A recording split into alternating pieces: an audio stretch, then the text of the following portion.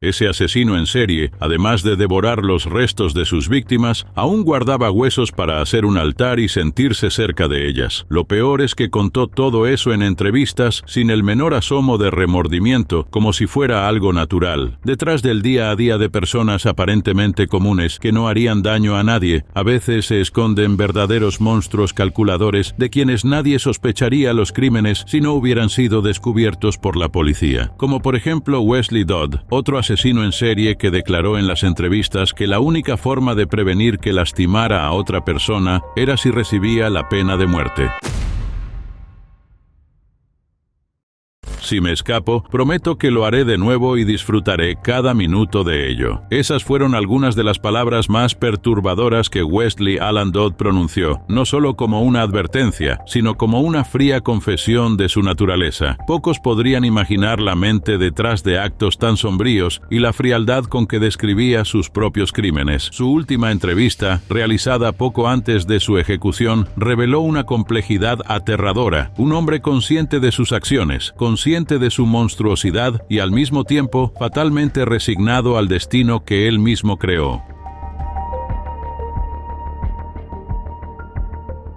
Nacido en 1961 en Toppenish, Washington, Dodd parecía, a primera vista, un niño común. Sin embargo, su relato sobre la infancia revela un entorno cargado de frialdad emocional. Palabras como «te amo» nunca se pronunciaban en su casa, y él afirmaba haber sido descuidado en favor de los hermanos menores. Con 9 años, ya mostraba atracción por otros chicos, un comportamiento que, con el tiempo, evolucionó hacia actitudes cada vez más preocupantes. Su padre, consciente de algunos de esos comportamientos, optó por ignorarlos, aumentando, quizás sin querer, las posibilidades de que se convirtiera en depredador en el futuro. Dodd comenzó a exhibirse ante otros chicos cuando aún era niño y, en la adolescencia, pasó a atacarlos físicamente. A pesar de algunas denuncias y pequeñas detenciones, el sistema parecía incapaz de contenerlo. No solo burlaba a las autoridades, sino que también organizaba su vida en torno a un único objetivo: encontrar víctimas. Trabajó en restaurantes, vivió cerca de escuelas y hasta usó la confianza de vecinos para acercarse a otros chicos. En 1989, sus crímenes llegaron al punto máximo. En el parque David Douglas, en Vancouver, atrajo a 2 hermanos, Cole y William Neer, hacia una zona aislada. Tras agredirlos, los abandonó. Ambos fueron encontrados poco después, Cole ya sin vida, y William no resistió en el hospital. Al mes siguiente, secuestró al pequeño Lee Isley en Portland. Tras mantenerlo en cautiverio y registrar sus actos horrendos, Dodd le quitó la vida, describiéndolo todo con detalles chocantes en su diario. Además de todo, también guardaba objetos de las víctimas como trofeos de sus crímenes seriales.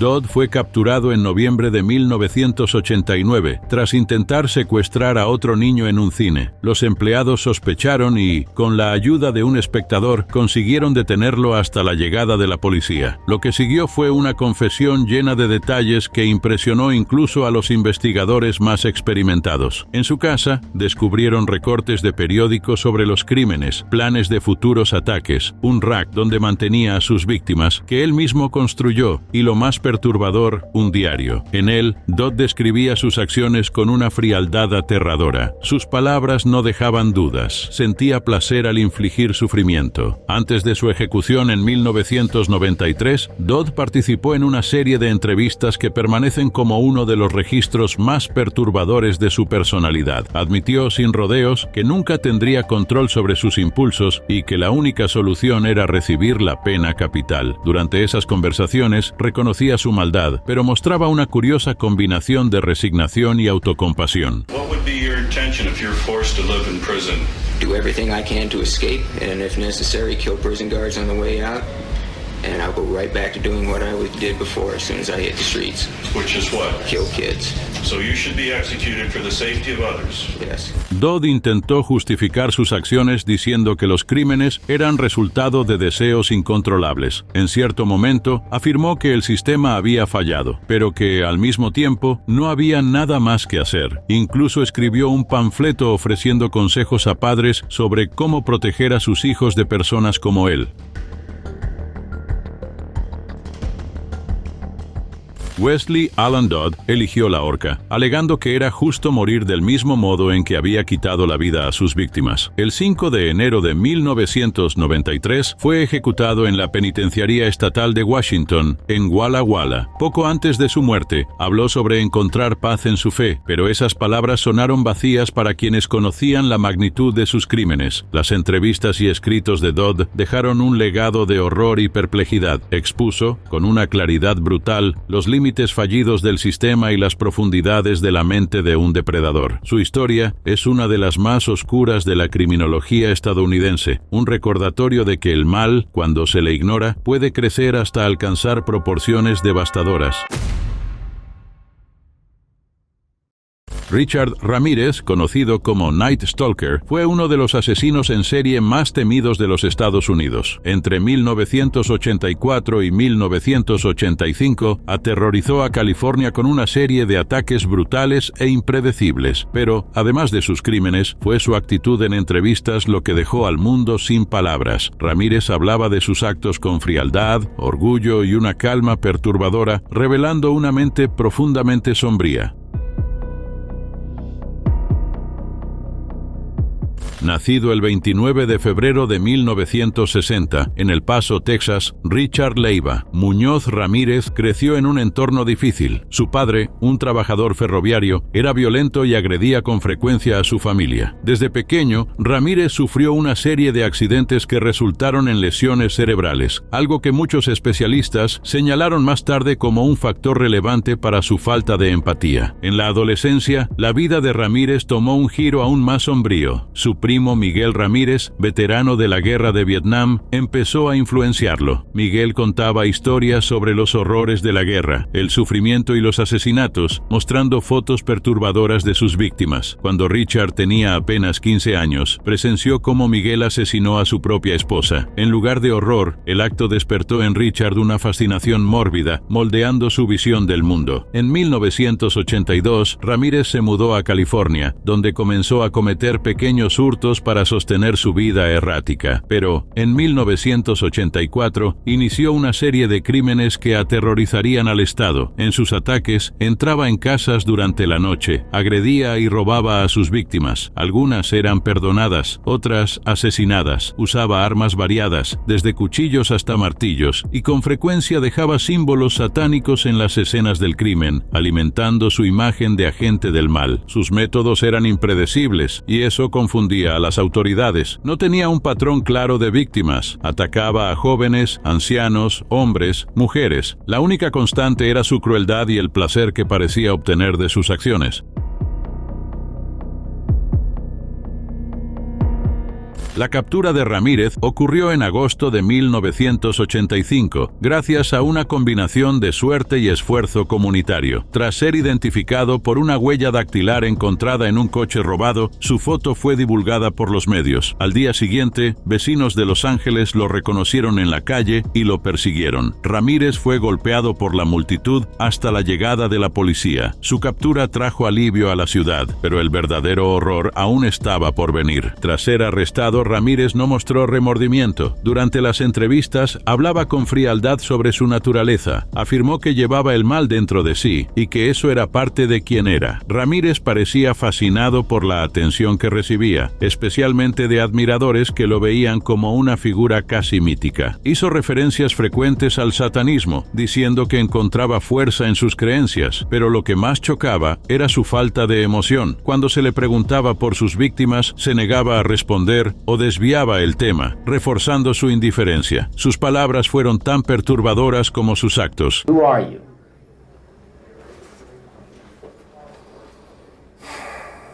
Just a guy. Are you appealing these because you say you're innocent? You didn't kill 13 people? That is correct. You didn't kill 13 people. Again, it would be improper for me to comment in any regard to that question. Killing is killing, whether done for duty, profit, or fun. Are you a worshiper of the devil? No comment.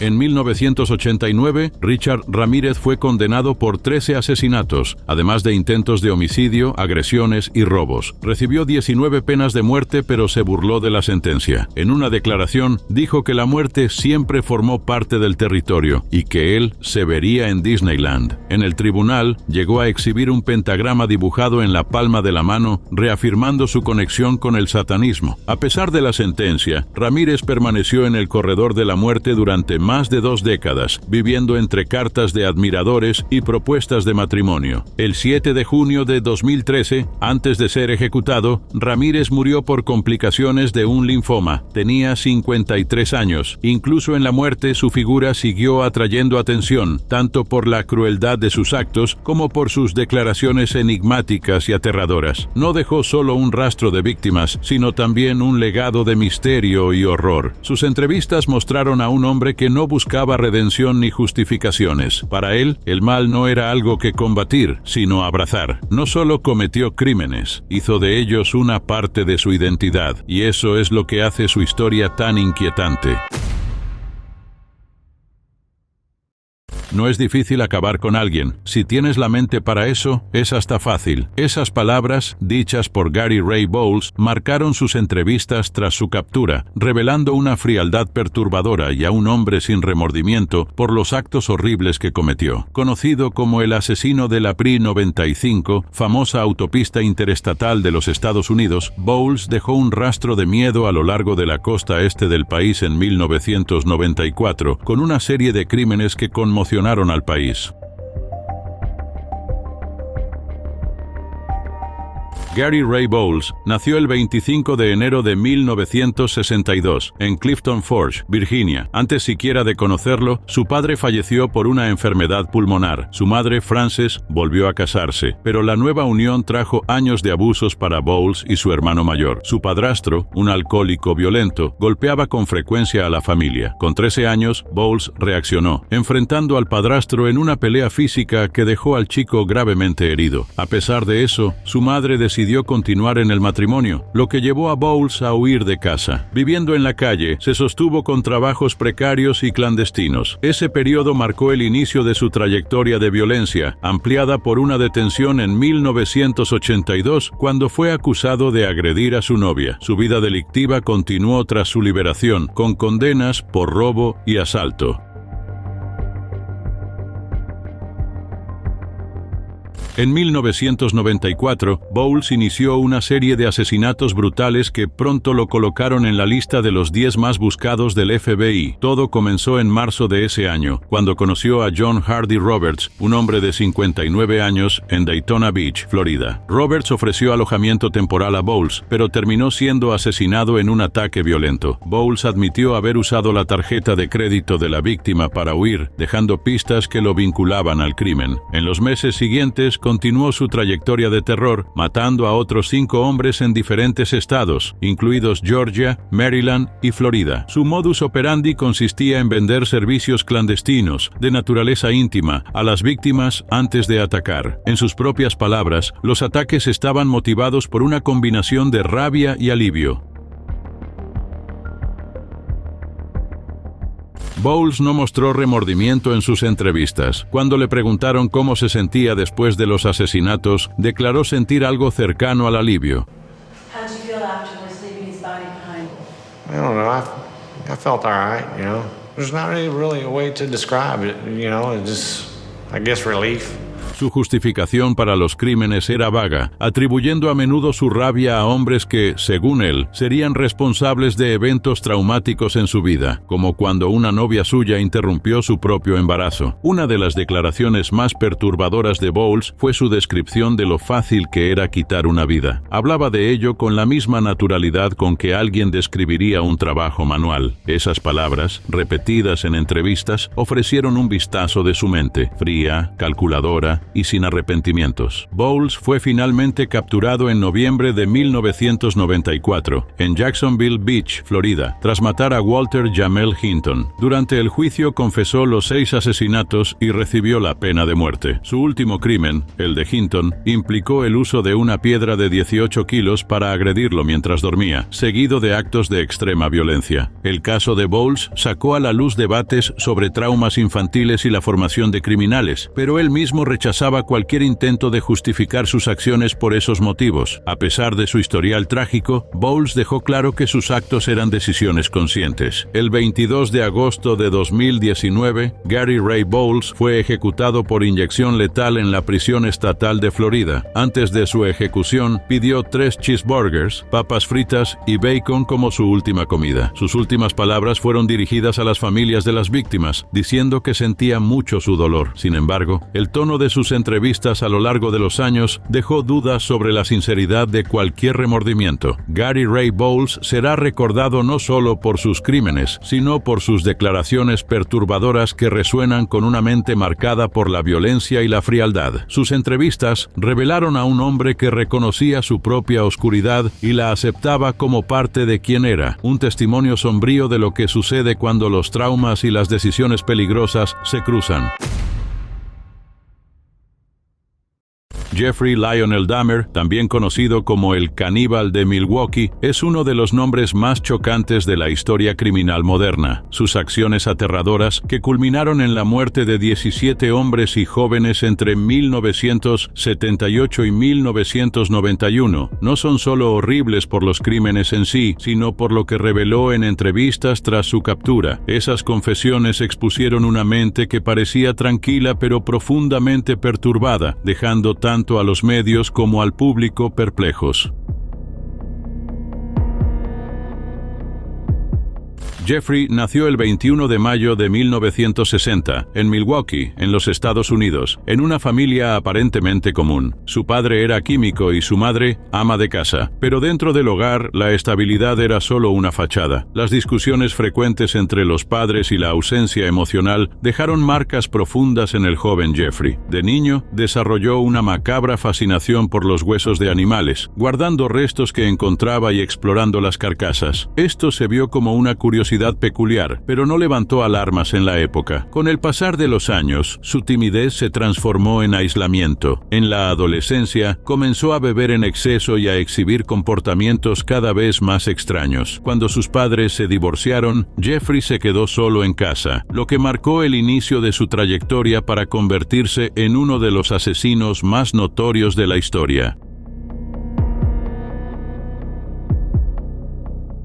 En 1978, con apenas 18 años, Dahmer cometió su primer asesinato. Conoció a Stephen Hicks, un joven que pedía aventón para un concierto, y lo invitó a su casa con la promesa de cervezas. Cuando Hicks intentó irse, Dahmer lo agredió y le quitó la vida. Más tarde confesaría que estaba obsesionado con mantenerlo conmigo, un tema recurrente en sus crímenes. Jeffrey se deshizo de los fragmentos de lo que quedó del chico en el bosque. A pesar de eso, consiguió llevar una vida aparentemente normal durante los años siguientes, alistándose en el ejército y luego intentando reconstruir su vida en Ohio y Wisconsin. Sin embargo, sus impulsos nunca desaparecieron. A finales de los años 80, Dahmer se mudó a un pequeño apartamento en Milwaukee. Fue allí donde sus crímenes alcanzaron un nivel aún más perturbador. Atraía a jóvenes con promesas de dinero o favores, los drogaba con sustancias químicas y les quitaba la vida. Tras los crímenes, a menudo guardaba fragmentos de las víctimas como recuerdos. Más tarde confesó en entrevistas que eso era un intento de sentirse cerca de ellas, incluso después de sus muertes. La manera en que hablaba de esos actos horrorizó al público. Describía cómo deshumanizaba a sus víctimas, viéndolas como objetos para su placer en lugar de personas. Sus palabras, dichas con calma y claridad, chocaron a especialistas y periodistas que esperaban encontrar a alguien más incoherente o emotivo. Dahmer, sin embargo, hablaba como si estuviera narrando hechos triviales, un contraste que hacía sus entrevistas aún más perturbadoras. I was